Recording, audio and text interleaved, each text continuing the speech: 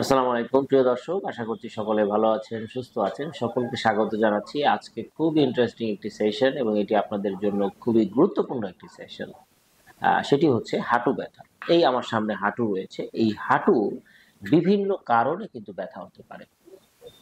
এই হাঁটু ব্যথা যদি হয়, তাহলে যদি আপনারা কারণকে আইডেন্টিফাই করা না যায়, তাহলে এই হাঁটু ব্যথায় কিন্তু আপনাদের মারাত্মক কষ্ট হতে পারে। তো প্রিয় দর্শক, আসলে আমরা শুরুতেই একটু জেনে নিব যে হাঁটু ব্যথার কি কি কারণে হাঁটু ব্যথা সবচেয়ে বেশি হয়। প্রথম কথা হচ্ছে আঘাতজনিত কারণ। এটি সবসময় কিন্তু চিরসত্য। আপনি পড়ে গেলে বা অ্যাবনর্মালি কোনো অ্যাক্সিডেন্ট হলে আপনার কিন্তু হাঁটু ব্যথা হতে পারে।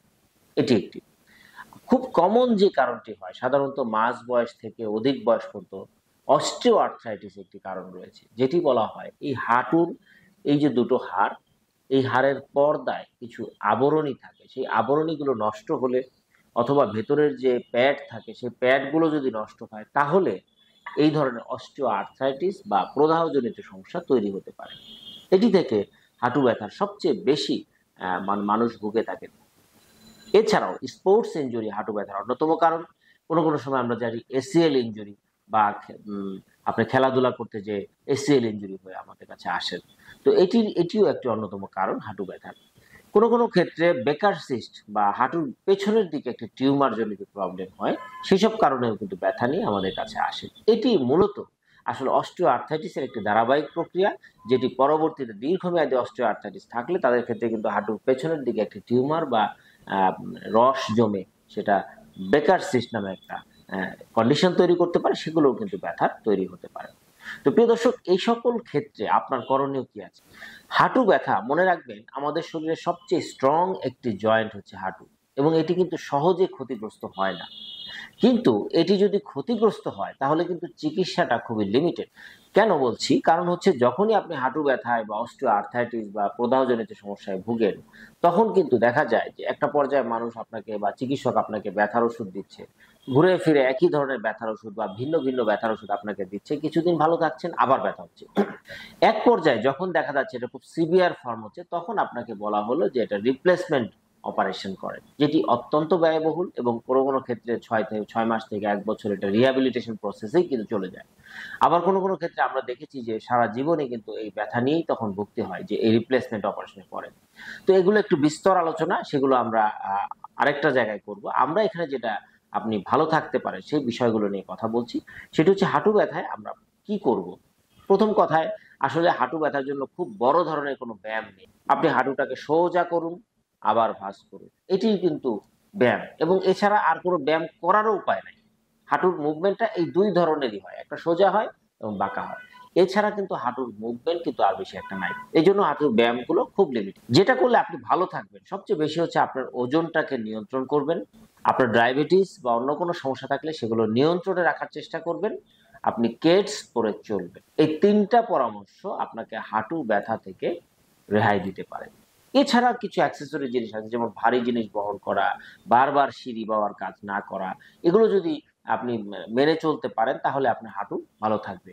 তো প্রিয় দর্শক, অনেক কিছু করার পরেও দেখা যাচ্ছে হাঁটু ভালো নেই, আপনি অস্টিও আর্থ্রাইটিসে আক্রান্ত হচ্ছে, তাহলে চিকিৎসা কি? প্রথম কথা হচ্ছে যে আপনার এটার পার্মানেন্ট চিকিৎসা কিন্তু একটু সময় সাপেক্ষ। যেটা আমরা বলি প্লাটিলেট রিচ প্লাজমা, বা যেটা আপনার ওই যে হাড় ক্ষয়টা হয়েছে সেটাকে পূরণ করে। এটা কিভাবে করা হয়? আপনার শরীর থেকে রক্ত নিয়ে এটাকে মেশিনে দিয়ে সেন্ট্রিফিউজ করে একটা রস বের করা হয়। সেইটা আমরা কম্পিউটারের মাধ্যমে, আল্ট্রাসাউন্ডের মাধ্যমে হাঁটু জয়েন্টের ভেতরে দিয়ে দিই, যেটা সুনির্দিষ্টভাবে কাজ করে এবং সাধারণত 1 থেকে 1.5 মাস পরে কাজ শুরু করে। এটা 6 মাস থেকে 1 বছরের ভিতরে এটা কমপ্লিট একটা আপনাকে আরামদায়ক পদ্ধতি বা আরামদায়ক অবস্থায় নিয়ে নিতে পারে। এটি হচ্ছে একটা অ্যাডভান্স ট্রিটমেন্ট, এবং এটি সারা পৃথিবীতে একই সাথে চলছে। অনেকেই মনে করতে পারেন যে এটা আসলে এখনো বইপত্রে আসে নাই বা এরকম কিছু। এটি মনে রাখবে, সারা পৃথিবীতেই এই প্রক্রিয়াটা নিয়ে রিসার্চ চলছে। বেশিরভাগ ক্ষেত্রে এটা পজিটিভ ভূমিকা পাওয়া গেছে, যে কারণে উন্নতি হচ্ছে। এটার উপর বেস করে কিন্তু আমরা সারা পৃথিবীর সাথে একই সাথে আমরা কিন্তু এই কাজগুলো করছি এবং আশা করছি এবং দেখছি যে আসলে আমাদের রোগীরা ভালো থাকছে। কোনো কোনো ক্ষেত্রে আপনারা স্টেরয়েড জাতীয় ইনজেকশন নেন, এটিও কিন্তু সাময়িক ব্যথা নিরাময় করে, কিন্তু দীর্ঘমেয়াদী ব্যথা নিরাময় এটার ভূমিকা নাই। কিছু কিছু ক্ষেত্রে আমরা বলি যে এটি অনেক সময় ভেতরের স্ট্রাকচার গুলোকে ক্ষতিগ্রস্ত করে এবং স্থিতিস্থাপকতা নষ্ট করে, যেটাতে কিন্তু পরবর্তীতে আরো বেশি ব্যথা হতে পারে। তাহলে ওই চিকিৎসাটা আপনার যাওয়া ঠিক হবে না। স্পোর্টস ইনজুরিতে কিছু কিছু ক্ষেত্রে আমরা দেখি লিগামেন্ট ইনজুরি হতে পারে, যেগুলো ফাইন ইনজুরি, যেগুলো খুব বেশি না, সেই সব ক্ষেত্রে এই প্লাটিলেট রিচ প্লাজমা দারুণভাবে কার্যকরী। প্রথমত কোনো কোনো ক্ষেত্রে 2টা বা 3টা সেশন নিলে এটি ভালো কাজ করে। কোনো কোনো ক্ষেত্রে আমরা দেখি কারণ ছাড়াই হাঁটুর মধ্যে ব্যথা, এমআরআই বা আদার্স টেস্টগুলো নর্মাল আছে কিন্তু আপনার ব্যথা যাচ্ছে না, সেই সব ক্ষেত্রে আমরা platelet rich plasma injection suggest করি। কারণ কোনো কোনো ক্ষেত্রে দেখা যায় ফাইন ইনজুরি, যেগুলো এমআরআইতে ধরা যাচ্ছে না, সেই অবস্থায় কিন্তু হাঁটু ব্যথা হতে পারে। সেসব ক্ষেত্রে কিন্তু প্লাটিলেট রিচ প্লাজমা দারুণভাবে কাজ করে। তো প্রিয় দর্শক, আজকে আমরা কথা বলেছিলাম যে আসলে প্লাটিলেট রিচ প্লাজমা কখন কিভাবে কাজ করে। একটা জিনিস মনে রাখবেন, হাঁটুতে যদি প্লাটিলেট রিচ প্লাজমা দেওয়ার আগে অবশ্যই জেনে নিতে হবে এবং দেখে নিতে হবে এটি কতটুকু কার্যকরী হবে। একদম খারাপ অবস্থায় গেলে সেটি কার্যকরী নয়। আবার হাঁটু ভর্তি পানি আছে, সে অবস্থায় কিন্তু আপনার এই প্লাটিলেট রিচ প্লাজমাটা কার্যকরী নয়। সেই জন্য প্রাথমিকভাবে কিছু পরামর্শ এবং প্রক্রিয়া করে এই পানি বা ইনফেকশনটা কমিয়ে এনে তারপরে আমরা প্লাটিলেট রিচ প্লাজমার চিকিৎসাটা দিতে পারি, তখন কিন্তু ভালো ফলাফল পাওয়া সম্ভব। সুতরাং প্লাটিলেট রিচ প্লাজমার চিকিৎসার আগে অবশ্যই আপনাকে এই কন্ডিশনগুলো বিবেচনা করে এবং যারা আপনাকে সঠিক পরামর্শ দিতে পারবে তাদের থেকেই আপনি প্লাটিলেট রিচ প্লাজমার চিকিৎসাটা নিতে পারেন।